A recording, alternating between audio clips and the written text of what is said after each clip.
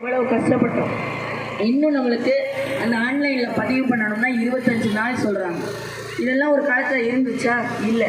அப்போ போர் சூழல் நடந்துக்கிட்டு இருக்கும்போது ஒரு பிரதமராக இருக்கக்கூடிய ஒரு மனிதர் நம்மளை காப்பாற்றணும்னா எப்படி வேணாலும் காப்பாற்றலாம்.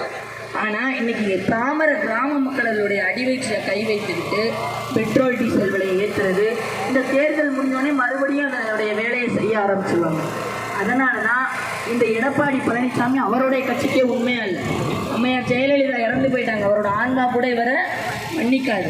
ஏன்னா சசிகலா அம்மாவுடைய காலில் எப்படி போனார் நீங்கள்லாம் டிவியில் பார்த்துருப்பீங்க. 4 காலில் தவழ்ந்து போனார். அந்த அம்மா ஜெயிலுக்கு போயிட்டு வர்றதுக்குள்ள அந்த கட்சி என்னோடது தான் சொல்லிட்டு அந்த அம்மாவை யாருன்னே தெரியாதுன்ற மாதிரி இந்த கட்சியை கைப்பற்றிக்கிட்டு மோடிக்கு அந்த ரெட்டலையை கொண்டு போய் அடகு வச்சுட்டு இன்னைக்கு மோடி நோக்கம் என்ன? தமிழ்நாட்டை அழிக்கணும்.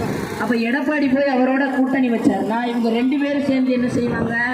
தமிழ்நாட்டை நாசமாக்கணும்னு நினைப்பாங்க. அப்போ இதுக்கெல்லாம் எதிர்க்கக்கூடிய ஒரே ஒரு மனிதராக யார் இருக்கா? நம்மளுடைய முதலமைச்சர் மட்டும்தான் இருக்கார். நாளைக்கு நம்ம பிள்ளைங்களுடைய கல்வியை பாதுகாக்கணுமா, நம்மளுடைய தொழில் வளர்ச்சியை பாதுகாக்கணுமா, எல்லாத்துலேயும் நம்மளுடைய தமிழ்நாடு இந்த 5 ஆண்டுகளில் நம்பர் 1 இருக்குது. அப்போ நேற்று விஜய் இன்றைக்கி நம்மளை காப்பாற்றிடுவாரா? சிந்திச்சு பாருங்கள். திரையில் நடனம் ஆடினார், ஒரு நடிகரை வரவேற்போம், இல்லைன்னு சொல்லலை. என்னைக்காவது ஒரு மக்கள் போராட்டத்தில் பார்த்துருப்போமா அவரை?